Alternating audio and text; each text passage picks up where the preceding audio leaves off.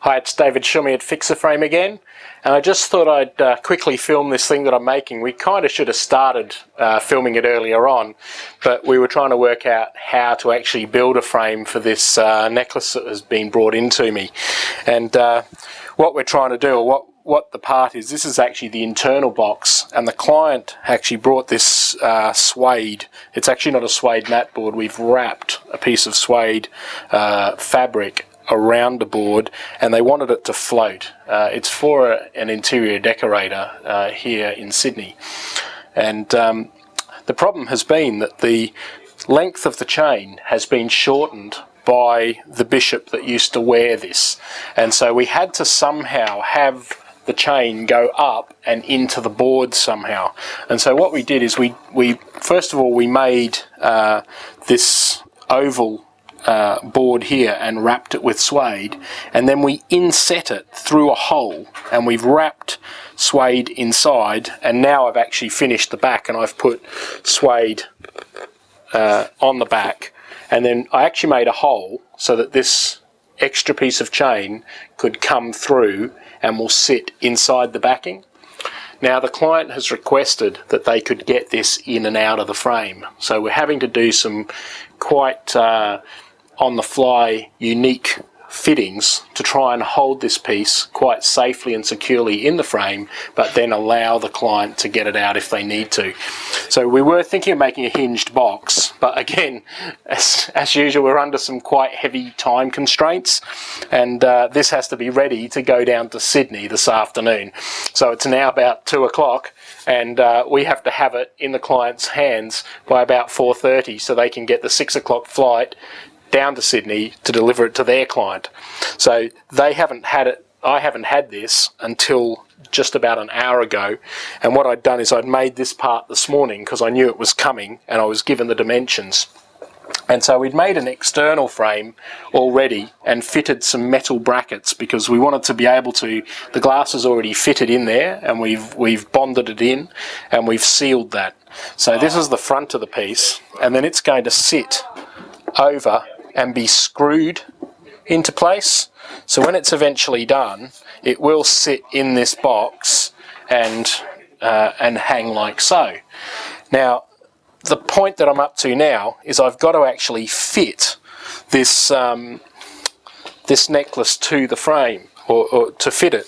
So I've managed to tuck it in, and I've tucked it through so the client will be able to get that out. But now what I'm going to use are these little mighty mounts.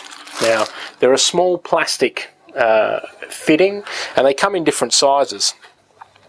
One of the other challenges that I've been asked to accomplish is because of the angle of the top piece of this necklace, they would like it to sit up off the backing.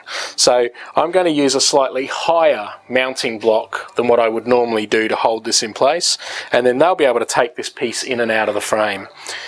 I'm going to build it up. I've already made a couple of holes here because the way these things work is they just actually go in and they plug in through a hole, and then that will sit and spring and hold the actual hold the necklace in place. So this is actually the suede the client provided, and on the back here I glued a piece of actual suede mat board.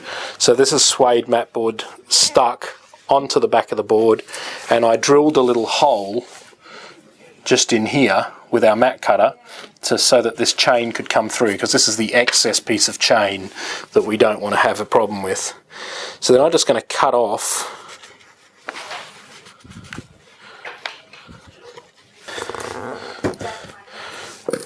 so what we do, just going to get them in position.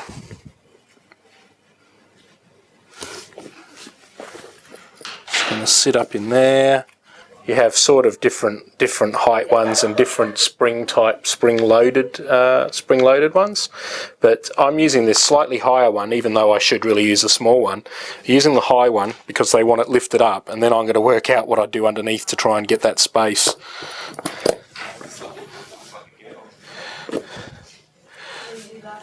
And so these little plates are going to go just straight in.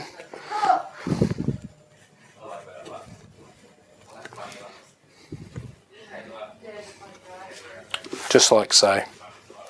To actually lift this up, what I'm going to try to do is I'll put a felt bump on underneath, and we'll try a couple of bump-ons actually. We'll just see whether it gives us enough height.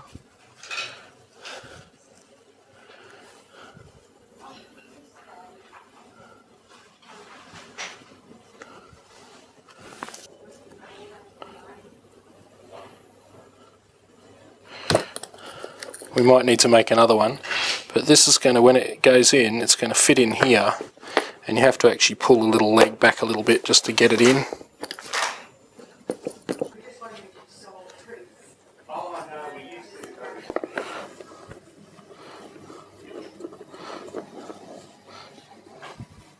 On the back here, normally on these sections, we're going to actually put those small spring washers. Now to do that, I've got to remove the item, so we'll put them on.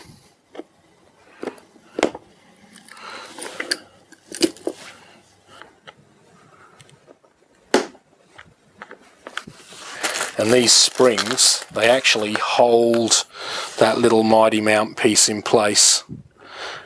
Now often you can cut them off, the back side of them off. You can cut the back of them off with wire cutters.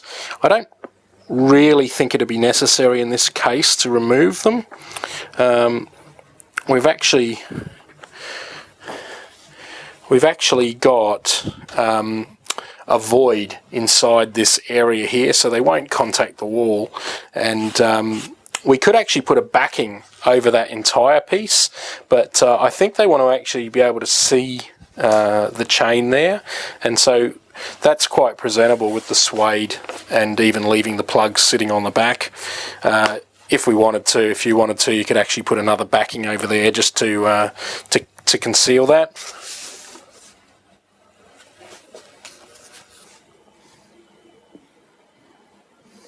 Just want to check. I'd actually marked these before.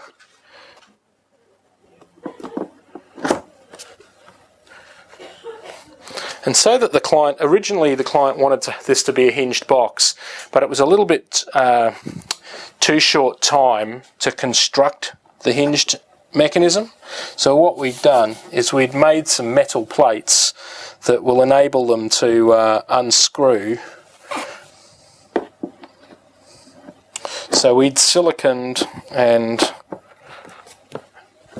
mounted the glass in position. So this is how the piece is going to sit. And what I'll do is I'm just going to turn it over.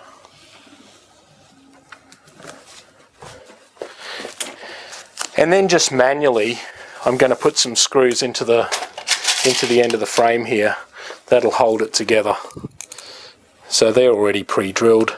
I'd put this piece together before just to check that everything was going to work.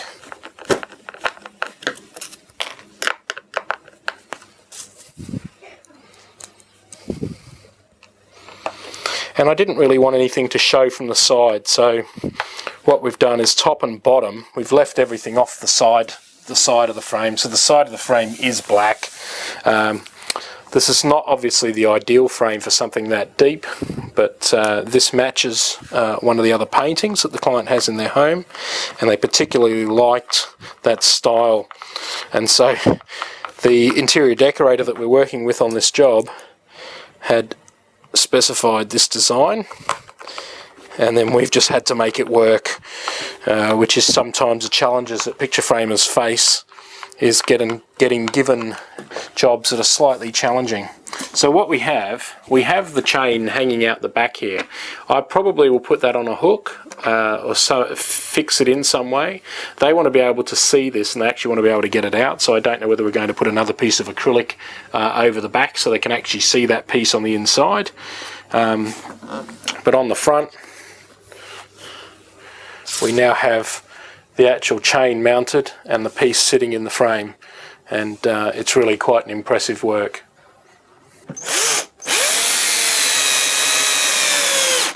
And we just put some 20 kilo wire there for the time being.